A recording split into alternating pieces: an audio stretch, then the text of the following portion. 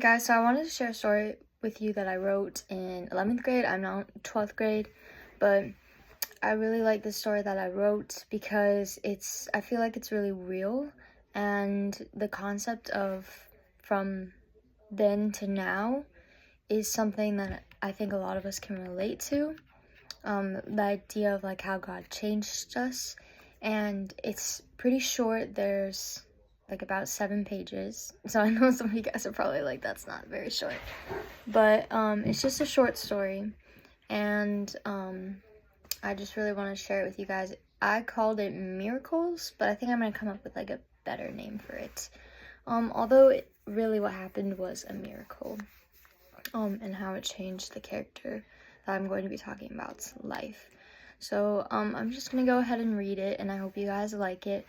But before I do read it, I want to let you know that there is profanity, and there are some hard topics like alcohol and that sort of thing. And the reason why I put that there is because it's meant to be real, and it's meant to show from then to now, so I don't really exclude any of the stuff that would have happened. And if you don't want to hear the profanity, then I wouldn't watch this video, or I would skip past it. But yeah, there's profanity and there is real topics in here, but I hope you guys like it. At this point in my life, I was a walking bag of pride. I was ignorant and conceited. I played football. I played baseball. I ran cross country. I was handsome and tall. I was smart too. I was getting good grades and lording it over the rest of my team. I pitched and could hit grand slams. I thought I was the best, and I strove always to be the best. My teammates were stupid drunkards, in my opinion. Most of them got high before games, and I laughed at them. I never tried to help them because at that point in my life, I was judging them so harshly that I didn't care what resulted from their addictions. I didn't care what the cause of their addictions was. I was selfish and stupid. But I thought I was the best. I thought I was superior. When I was 14, I learned about the difference between a conservative and a liberal. I was convinced that the conservatives were right, and the liberals were all dumb. That was just my point of view. I was living in such a judgmental way, but I thought that I was right. On the outside, I was friendly, but on the inside, I was hateful. I was trying to be cool and to think cool thoughts. I was trying to be tough, and I think football raised me to be that way. Society raised me to think that if someone punched you, you punched them back as hard as you could, so they couldn't say anything more about you. I lived thinking that anyone who stepped on me would never step again. But I was wrong. My thoughts were leading me down a dark path, a suffocating path, a dangerous tunnel of ice that ended in burning fire. Things started to change for me when I had my first trial. During the trial, I thought I was in hell. But what I didn't realize was that my trial was meant to lead me away from hell. I didn't realize that the path I had been walking was steering me toward darkness. I was prideful. I wasn't doing good in the world. My purpose after high school was leading to a dead end. Football was not permanent. I could have broken my leg and lost everything. My grades were linked to college, but then where? Where would I go from college? How would I help the world? The trial began when I first heard the diagnosis. I knelt beside my grandmother's hospital bed. I was still in my football uniform, and the sky outside our window was beginning to darken. I heard the pounding of rain hitting the cement. My grandma was grabbing my hand tightly. She was afraid. Everything was so sudden. One minute, Grandma was at my game. The next, my mom was driving her to the hospital because her headaches were too much for her to handle. I was playing when my uncle called me off the field and drove me to the hospital, telling me that my grandma had very little time. They had found a tumor in her brain, a massive one. I arrived in the hospital to find Grandma lying there, breathing heavily. My mom and my auntie and my uncle surrounded her in a circle, almost like a prayer. Their hands were interlocked and their eyes were closed. I walked over to Grandma's bed and watched her. My grandma was a gentle soul.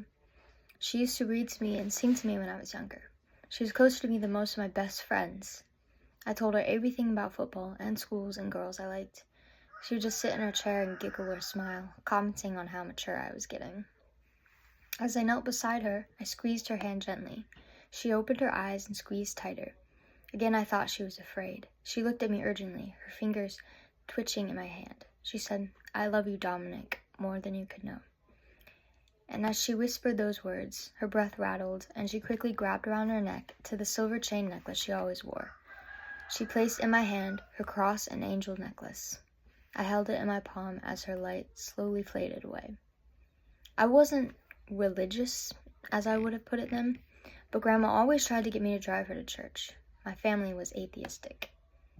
They didn't want to go to church. They didn't want people to talk to them.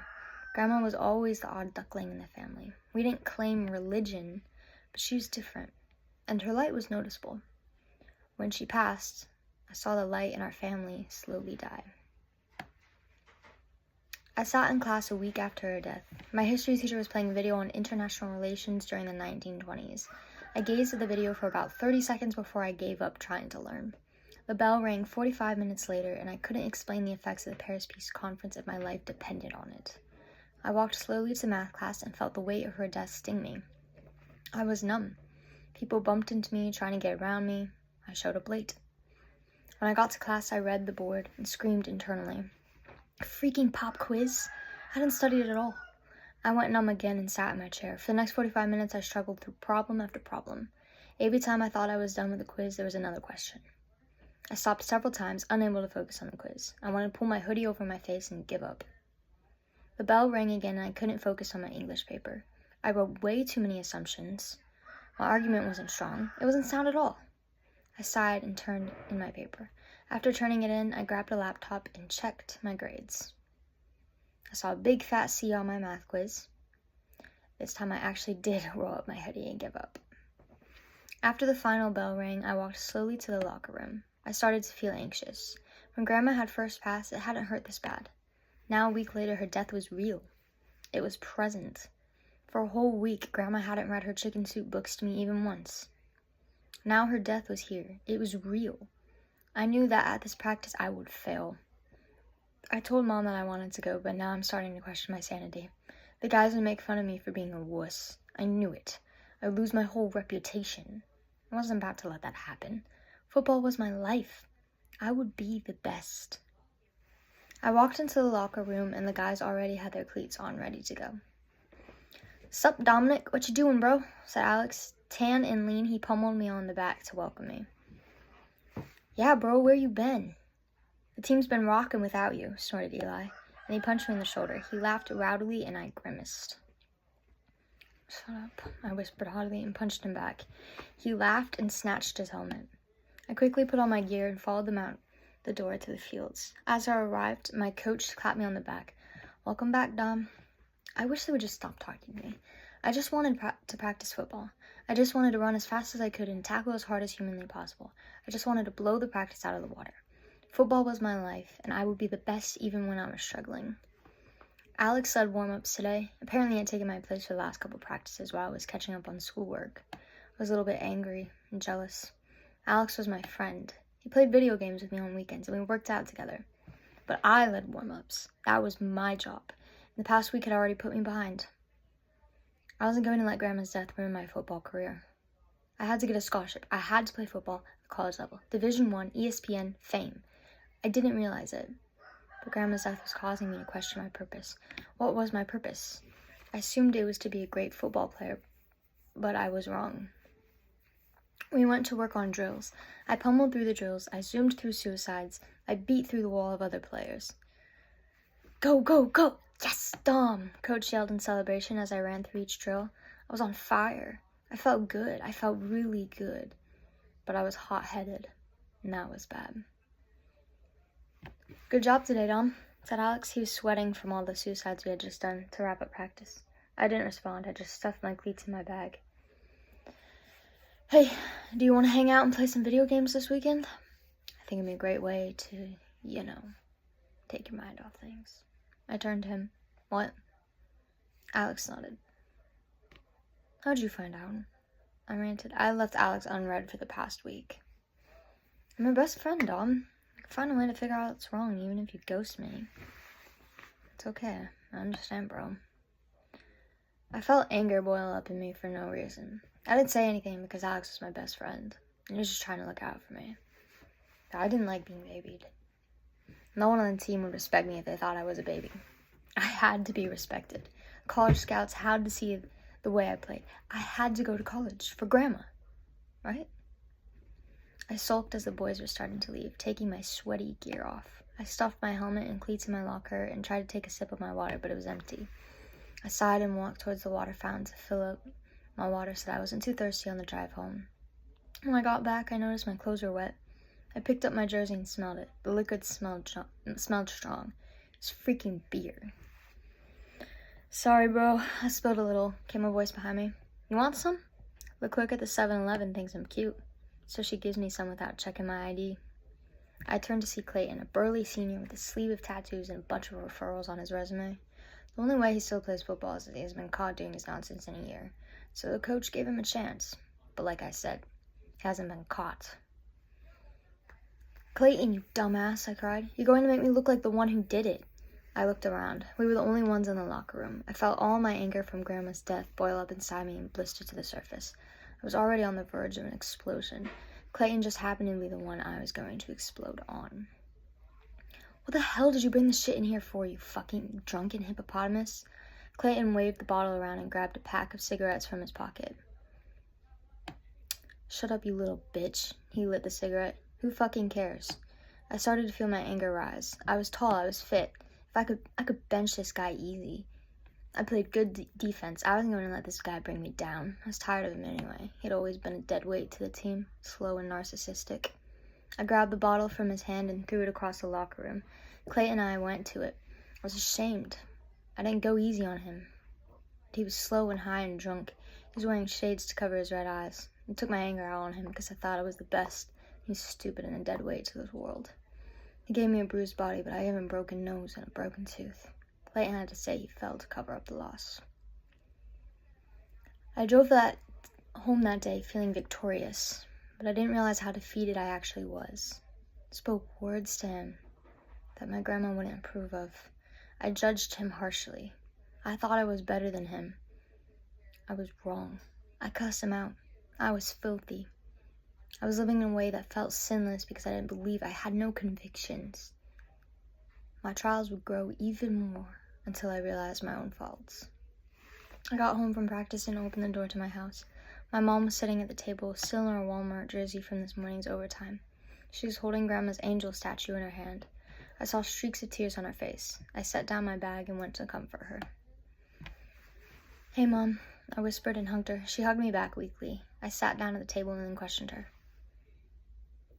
Why do you have Grandma's angel statue?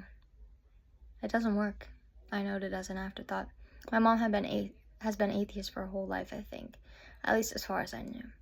She shook her head and stared at its beautiful rings, rubbing her fingers along the angel's beautiful face. I don't know, she whispered sorrowfully. The brown hair was falling over her face as she leaned in.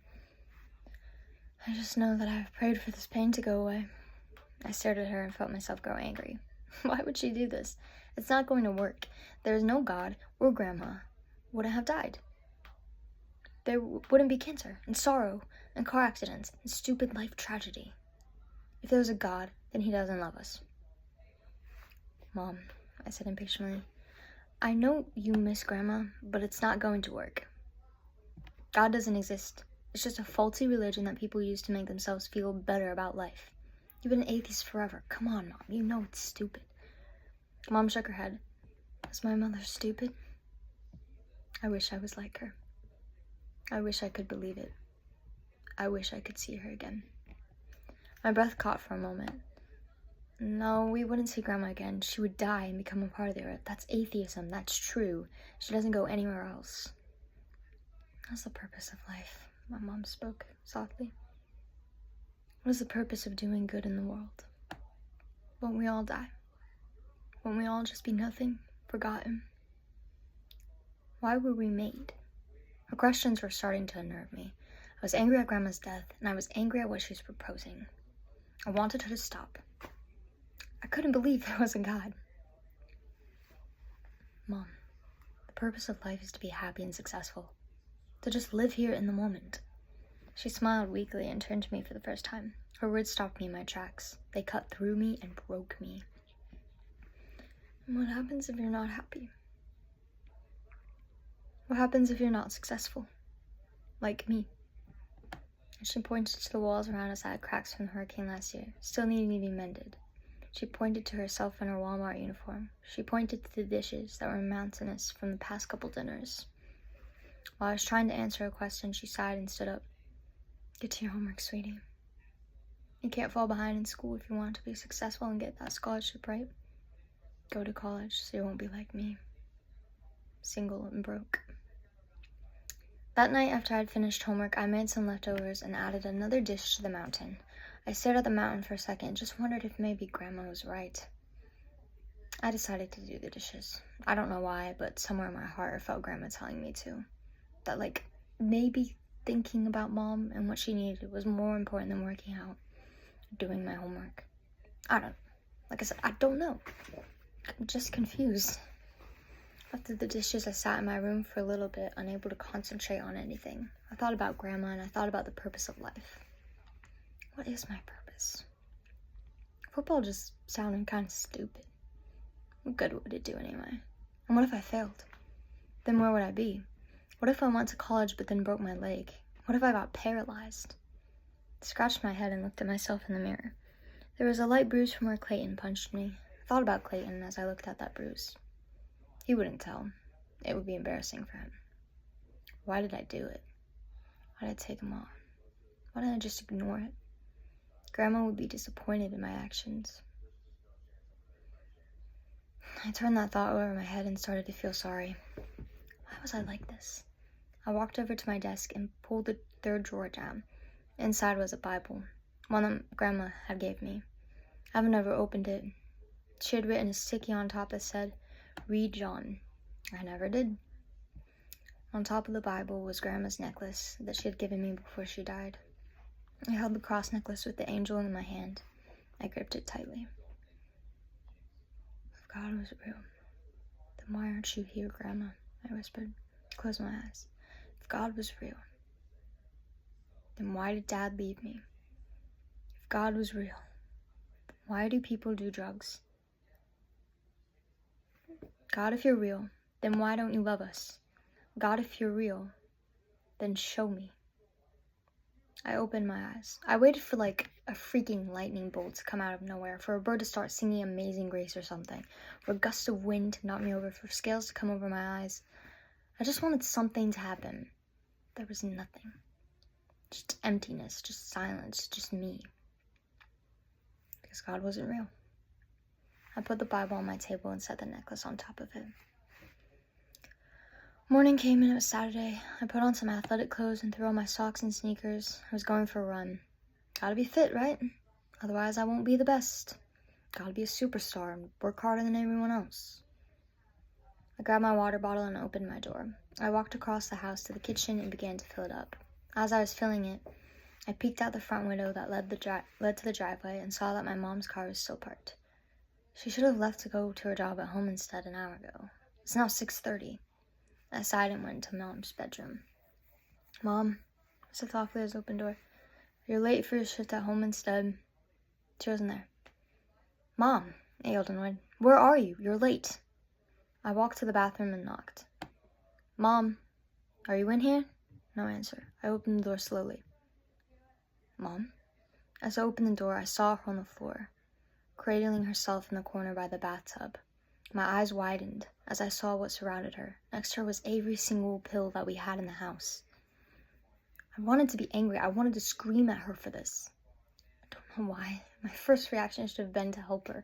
I was ignorant and thought only of myself. I thought she was being selfish, but I was. But here's the strange part. Before I could get angry, I saw next to her my Bible, the one Grandpa bought me. And she was clutching the angel in her hand. I knelt beside her and she looked up at me. I didn't want to believe that God existed, she whispered, but I couldn't do this anymore. Couldn't do life alone like this. For too long I've been trying to keep my depression and anxiety a secret for you, Dominic. I've been trying to internalize my hatred for your dad. You left me all alone. I've been trying to fight my demons by myself. When your grandma died, I lost a little bit of light I had left.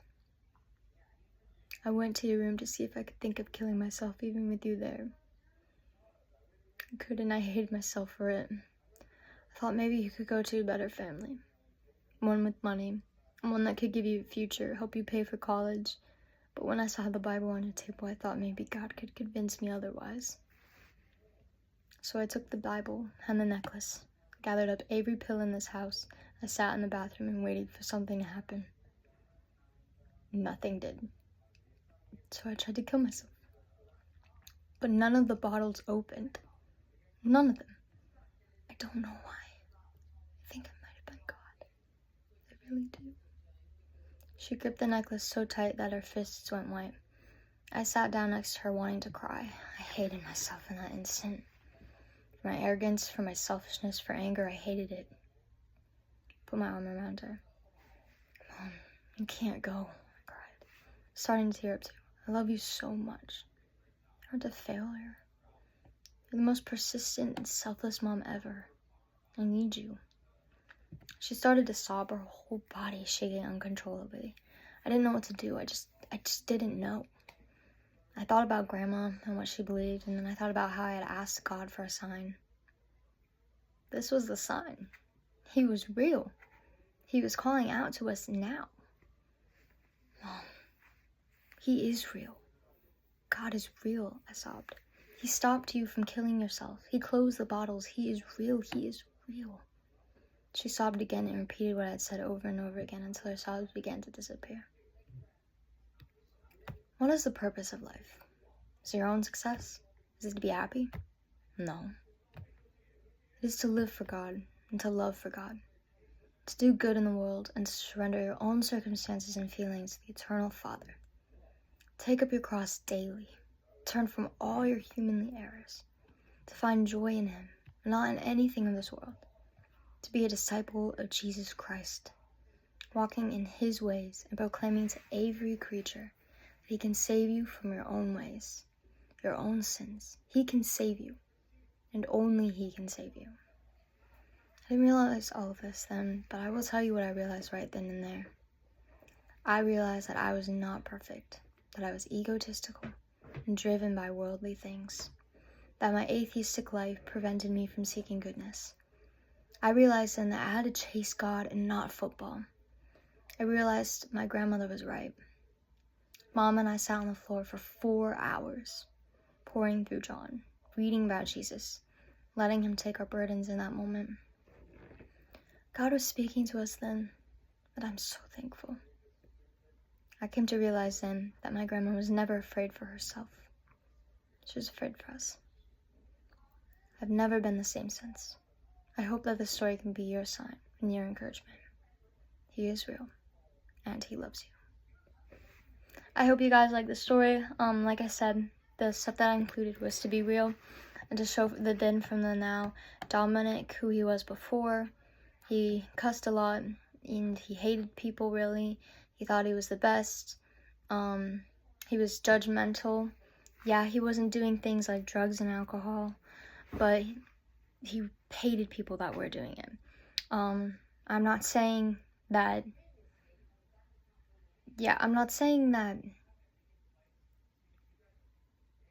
I don't know how to explain this. Okay, so like the first part that I talk about is his political opinion, and then I'm not saying that he's wrong to be a conservative. What I'm saying is that the way that he viewed people that weren't of his same opinion, that was the wrong part. And that actually relates to me a lot because that's how I was. And I am conservative. But the way that I felt about people that weren't conservative was really bad and not Christian-like. And God doesn't call us to be like that. So this is what I'm trying to get across. And we all struggle with pride. So I hope this could help you with your pride. And remember to pray for humility every day. Because it's super important to pray for humility every day. Because we have prideful thoughts every day. And that's one of the continuous sins that we're always falling short of God with humility. So I hope this helped you. I pray that you guys have an excellent day. And I pray that you guys can find humility. And I pray that this helped you. You guys have a nice day. Bye.